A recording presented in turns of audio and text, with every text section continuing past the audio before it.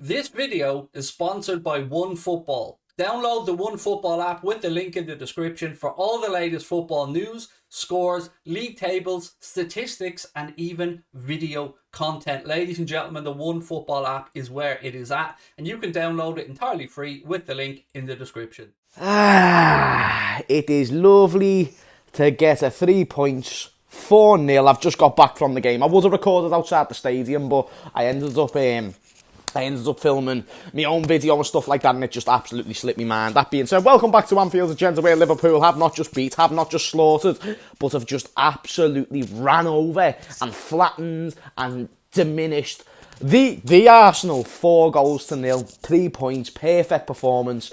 And do you know what? I wouldn't even say it was the perfect performance. The opening 20 minutes were kind of shaky, but then afterwards we really grew into the game, which is just exactly what you want. And I can't think of anyone who really had a bad game. No one made mistakes. No one dropped their heads.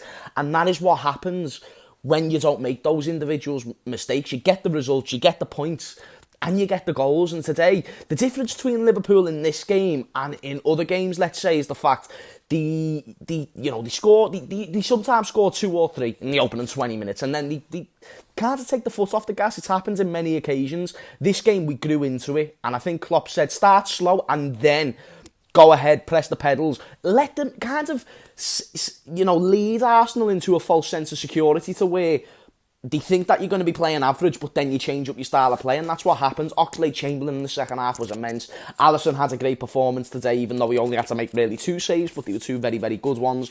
Arsenal got an offside goal, which I would say that's the only thing that's a negative, but you need to be defensively good to make sure that they're offside. It's a part of the offside trap. Therefore, I'm happy with the fact that I'm just happy with the overall performance. I'm happy with Matip. I'm happy with Verge. I think today has proven maybe that's our best back four, including the Greek god in Shimaka's. He was immense.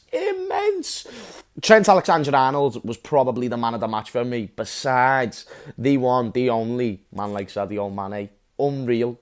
Unbelievable.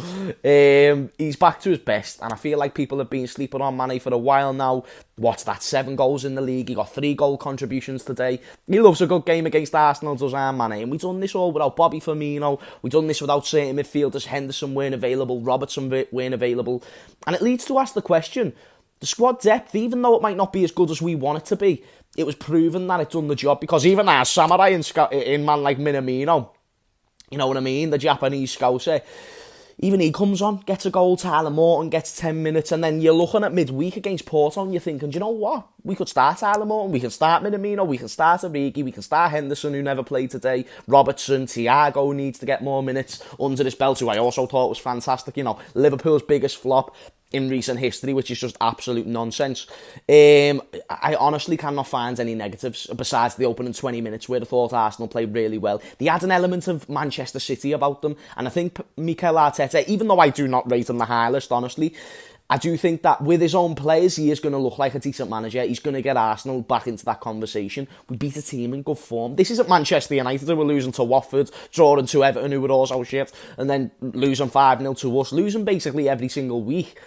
This was a team that was in good form and, well set out defensively, been scoring the odd goal here and there, and Liverpool concede loads. Arsenal got too overconfident for this game for many, many reasons, and you've saw that it's bit them in the face. We deserved that win, and it weren't even close. When it got past them opening 20 minutes, it weren't close. It didn't look like Arsenal were even going to have a sniff, and then to get those 3 points in what was not a must-win, it was a only win. It was massive, absolutely huge, and that's another big team out the way. You've now played Manchester City, you've played Chelsea, you've played West Ham, and although in those games we never done the bits, we done the bits today. We've still got Leicester, Tottenham, which I'm expecting full points out of in December, but it's just about taking it game by game. Yes, we get injuries and whatnot, but I even think, with the odd few players out, we can win 99% of our games with the quality that we've got in our starting 11, certain individuals and whatnot. Just perfect, man.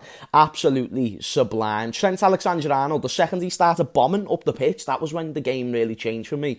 Mane was just...